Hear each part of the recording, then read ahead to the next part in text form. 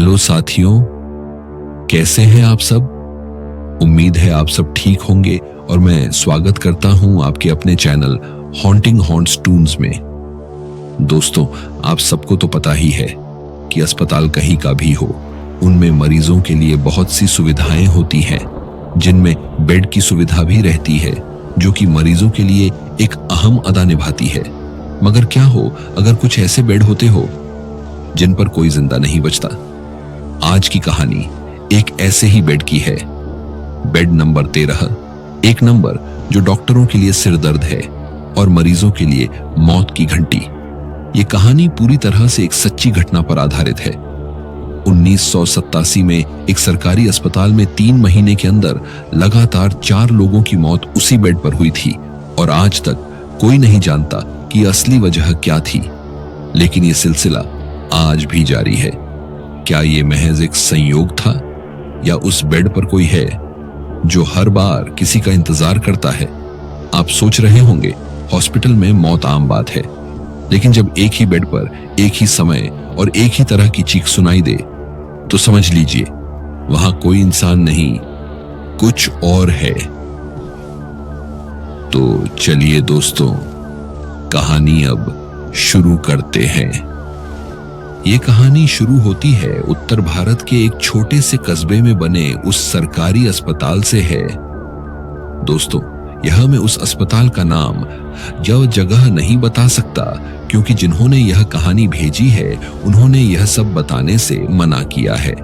तो दोस्तों, यह अस्पताल दिखने में तो आम था, लेकिन उसकी दीवारों में कुछ ऐसा छिपा था जो किसी को चैन से सोने नहीं देता था। इस इमारत ने न जाने कितने जन्म और कितनी मौतें देखी, लेकिन असली डर 25 साल बाद शुरू हुआ, 1987 में। इससे पहले यह अस्पताल एक अंग्रेजी जमाने का मेंटल असाइलम हुआ करता था, मानसिक रोगियों का एक ऐसा ठिकाना जहां इलाज कम और अत्याचार ज्यादा हुआ करते थे। कहते हैं एक डॉक्टर डॉ शेखावत मानसिक रोगियों पर गुप्त ऑपरेशन करता था, बिना किसी अनुमति के। रात के अंधेरे में अस्पताल के नीचे बने पुराने तहखानों में चीखें गूंजती थीं, लेकिन कोई उनका दर्द सुन नहीं सकता था। 1940 के एक सरकारी दस्तावेज में दर्ज है कि बंत वार्ड नंबर 4 बेड 13 पर भर्ती मरीज का इलाज अधूरा रह गया। मरीज ने पंखे से लटककर आत्महत्या कर ली। उसके बाद से इस बेड को हमेशा बदकिस्मत माना जाने लगा।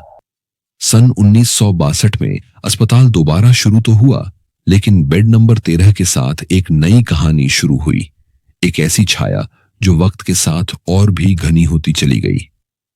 नए जमाने में आए डॉक्टरों ने तो बेड नंबर 13 को एक कोने में पड़ा लोहे का बिस्तर मान लिया था, पर पुराने वार्ड बॉय आज भी कहते थे वो बेड खाली हो तो अच्छा है, और अगर कोई भर जाए तो फिर खाली नहीं होता, सिवाय लाश के। 1987 की वो ठंडी फरवरी की रात थी। अस्पताल के ज्यादातर वार्ड खाली पड़े थे, लेकिन वार्ड नंबर 4 में एक नया मरीज भर्ती किया गया था। नाम था रघुवीर सिंह, उम्र 38 साल। एक एक्सीडेंट में बुरी तरह घायल, शरीर टूटा हुआ था, लेकिन दिल अब भी धड़क रहा था। डॉक्टरों को उम्मीद थी कि वो 1 हफ्ते में रिकवर कर जाएगा, पर उसे रखा गया बेड नंबर 13 पर। पहली रात सब ठीक रहा, लेकिन दूसरे दिन सुबह नर्स ने जब मरीज को देखा, उसका चेहरा सफेद पड़ा था, आंखें खुली थीं और मुंह से बस एक ही शब्द निकला था, यहां कोई है मेरे पास, हर रात खड़ा होता है। नर्स को लगा कि वो दर्द किलर्स के असर में बड़बड़ा रहा है, लेकिन तीसरी रात रघुवीर की हालत अचानक बिगड़ गई। ईसीजी मशीन अचानक बीप करने लगी, कमरे की लाइटें झपकने लगी और सीसीटीवी कैमरा जो सिर्फ उसी वार्ड में लगाया गया था, वो अचानक बंद हो गया। सुबह जब डॉक्टर पहुंचे, रघुवीर सिंह मरा हुआ था। मौत का समय रात 3:13, पोस्टमार्टम रिपोर्ट कार्डियक अरेस्ट। लेकिन अजीब बात यह थी कि उसकी आंखें पूरी खुली थीं, मानो वो किसी डरावने साए को देखता देखता मर गया हो। और जब सफाई कर्मी बेड नंबर 13 की चादर बदलने आया उसने नर्स से कहा, मैडम, ये क्या है? चादर पर किसी के पंजों के गहरे निशान हैं, इंसानी नहीं लगते। लगभग 30 साल बीत चुके थे, लेकिन बेड नंबर 13 का रहस्य आज भी उतना ही जिंदा था जितना उस रात रघुवीर सिंह की मौत। 2021 अस्पताल अब थोड़ा मॉडर्न हो चुका था। नई बिल्डिंग जुड़ गई थी, स्टाफ बदल चुका था, लेकिन वार्ड नंबर 4 अब भी वैसा ही था, सुनसान, अंधेरा और सबसे कोने वाला। और यहीं पर आया आरव मिश्रा, एक जूनियर डॉक्टर जिसे पोस्टिंग मिली थी राजकीय नागरिक अस्पताल में। आरव 27 साल का था, पढ़ा लिखा, वैज्ञानिक सोच वाला और भूत प्रेत जैसी बातों पर बिल्कुल यकीन नहीं करता था। उसने खुद से कहा था, यहां तो लोग बस अफवाहें फैलाते हैं, मैं इन सब चीजों में यकीन नहीं करता। लेकिन उसे नहीं पता था कि वो अब एक ऐसे खेल का हिस्सा बनने जा रहा है जिसकी कोई तर्क नहीं, कोई सीमा नहीं। उसकी पहली नाइट ड्यूटी लगी वार्ड नंबर 4 में। स्टाफ नर्सों ने उसे सावधान किया, सर, अगर हो सके तो वार्ड 4 की नाइट शिफ्ट ना लें, वहां कुछ अजीब होता है। लेकिन आरव हंस पड़ा, अरे भूत प्रेत सिर्फ कहानियों में होते हैं, आईसीयू में नहीं। उसने अपनी ड्यूटी शुरू की उसी कमरे में जहां बेड नंबर 13 अब भी मौजूद था। मेटल का पुराना बिस्तर, जंग लगा हुआ और बगल में वो खिड़की जिससे हवा नहीं, साया आता था। पहली रात कुछ खास नहीं हुआ। दूसरी रात उसने महसूस किया कि बेड नंबर 13 पर कोई लेटा है, जबकि वहां कोई मरीज नहीं था। कमरे में एसी बंद था, लेकिन हवा बह रही थी, ठंडी, उलझी हुई, जैसे कोई कान के पास फुसफुसा रहा हो। और तभी सीसीटीवी स्क्रीन पर दिखा, बेड नंबर 13 पर कोई बैठा है, झुका हुआ, मगर उसकी परछाई दीवार पर नहीं दिख रही। आरव हक्का बक्का रह गया। उस रात उसने पहली बार खुद से सवाल किया, क्या मैं भी अब उस कहानी का हिस्सा बनने वाला हूं जिसे मैं मजाक समझता था? तीसरी रात आरव की ड्यूटी फिर उसी वार्ड में थी। बाहर बारिश हो रही थी, बिजली गरज रही थी और अंदर बेड नंबर 13 फिर से खाली था। लेकिन वो खालीपन इस बार भारी लग रहा था, जैसे वहां कोई बैठा हो, सांसें ले रहा हो, बस दिख नहीं रहा। रात के ठीक 3:13 पर मॉनिटर की बीपिंग बंद हो गई। पूरे वार्ड की लाइटें झपकने लगीं। सीसीटीवी स्क्रीन ब्लैंक हो गई और तभी बेड नंबर 13 की चादर अपने आप खींच गई, जैसे किसी ने अपने पैर समेटे हों। आरव डर के मारे ठिठक गया। उसने टॉर्च उठाई और बेड की ओर बढ़ा और फिर वो एक औरत, सफेद गाउन में, उलझे बाल, चेहरा झुका हुआ और दोनों हाथों में आईवी ड्रिप की पाइप लपेटे हुए। वो कुछ बड़बड़ा रही थी। मेरा इलाज अधूरा है, वो डॉक्टर आया था, उसने मुझे अधूरा छोड़ दिया। आरव चीख भी नहीं सका। उसने जैसे तैसे कदम पीछे खींचे और नर्सिंग स्टेशन की ओर भागा। लेकिन रास्ता खाली नहीं था। हर खिड़की पर वही चेहरा, हर शीशे में वही आंखें और हर कोने से एक ही आवाज, बेड नंबर 13 अभी खाली नहीं हुआ। आरव बेहोश हो गया। जब होश आया, सुबह के 5 बजे थे। स्टाफ ने उसे वार्ड के बाहर जमीन पर गिरा पाया और अजीब बात यह थी, उसके हाथ पर आईवी की वही पाइप लिपटी हुई थी जिसे अस्पताल में अब कोई इस्तेमाल नहीं करता, क्योंकि वो मॉडल 80 में बंद हो चुका था। दोस्तों, आगे बढ़ने से पहले अगर आपको कहानी पसंद आ रही है तो लाइक एंड कमेंट्स करना ना भूले और साथ ही साथ चैनल को भी सब्सक्राइब करके बेल आइकन को भी दबा दे। तो चलिए कहानी में आगे बढ़ते हैं। आरव मिश्रा उस रात की घटना से उबर नहीं पाया था, लेकिन उसे अब जवाब चाहिए था। ये आत्मा कौन है? क्यों सिर्फ बेड नंबर 13 ही इसका ठिकाना बना? और सबसे बड़ी बात, उसने किस डॉक्टर की बात की थी जिसने उसे अधूरा छोड़ दिया था? आरव ने पुराने रिकॉर्ड्स खंगालने शुरू किए।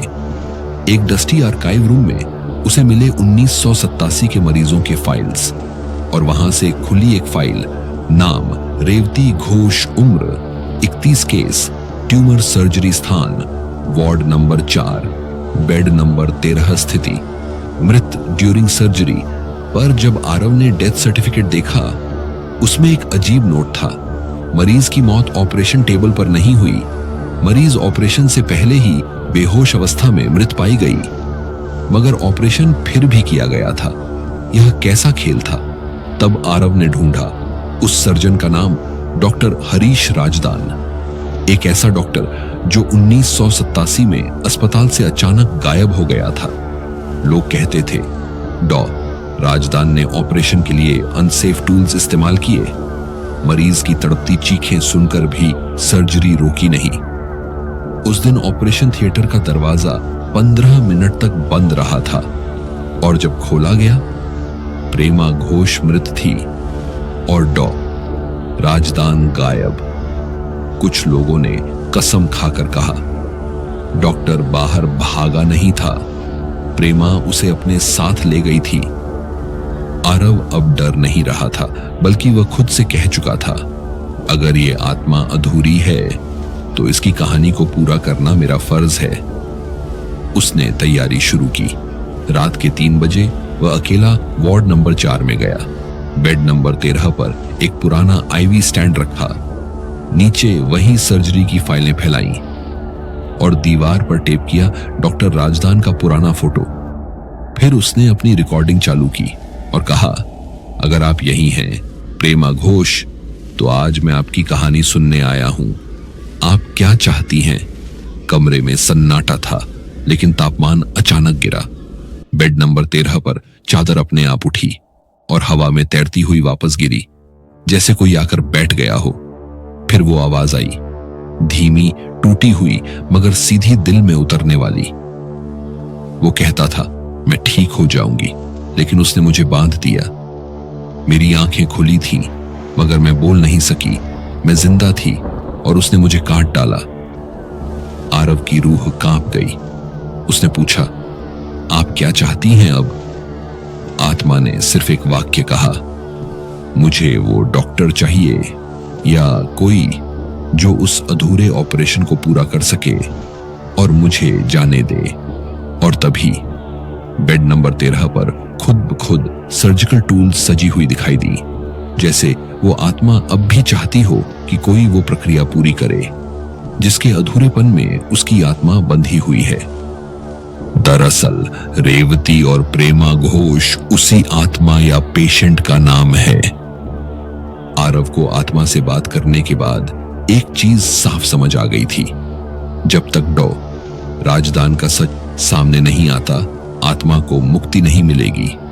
उसने हॉस्पिटल के पुराने स्टाफ के इंटरव्यू लेना शुरू किए। सबका एक ही जवाब था, 1987 में जो कुछ हुआ उसके बाद डॉक्टर राजदान गायब हो गया। पुलिस भी कुछ नहीं कर सकी। मगर एक पुरानी वार्ड आया, गौरी दीदी अब भी वहीं काम कर रही थी। जब आरव ने उनसे पूछा तो वो कांपने लगी। उन्होंने धीरे से कहा, गायब नहीं हुआ था बेटा, उसे छुपा दिया गया था अस्पताल की बदनामी से बचाने के लिए। उसे नए नाम से यहाँ के ही मेंटल वार्ड में भर्ती कर दिया गया और आज भी वो जिंदा है, लेकिन कोई उसे पहचान नहीं पाया सिवाय एक के, रेवती घोष की आत्मा। और फिर आरव गया। वार्ड नंबर 9 में जहां मेंटल पेशेंट्स रखे जाते थे, वहां एक बूढ़ा आदमी था, बाल उड़े हुए, चेहरा झुलसा हुआ और हर रात एक ही चीज दोहराता था, आईवी ड्रिप लगाओ, एनेस्थीसिया दो, इंसिजन दो, इधर से। वो जिंदा है, मत चिल्लाओ, सर्जरी चालू है, चालू है। रात का समय, वही 3:13। आरव अकेला वार्ड नंबर 4 में खड़ा है। उसके सामने बेड नंबर 13, पास ही मानसिक वार्ड से लाया गया बूढ़ा डॉक्टर राजदान, और हवा में तैर रही है आत्मा की उपस्थिति। सीन शुरू होता है। आरव ने अस्पताल प्रबंधन से कह दिया था, इस ऑपरेशन को दोहराना जरूरी है, नहीं तो मौतें यूं ही होती रहेंगी। सभी ने उसे पागल कहा, लेकिन उसने एक डॉक्टर की मदद से राजदान को अस्थायी रूप से रिलीज करवा लिया।